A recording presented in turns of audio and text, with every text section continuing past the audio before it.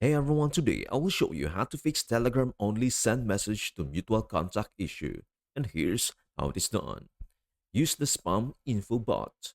Open the Telegram app and tap on the search icon in the top right.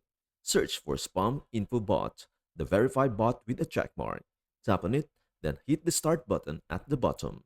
If it says no limits are currently applied to your account should be unrestricted.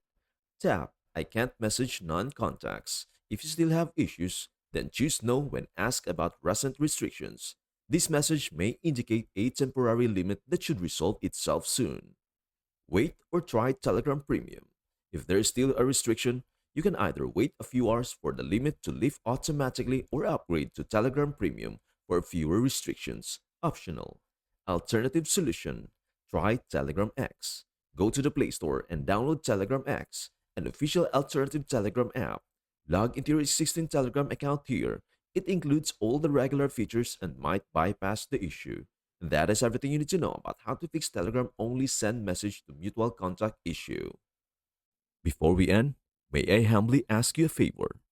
Please do like, share, and subscribe to our channel. This means the world to us.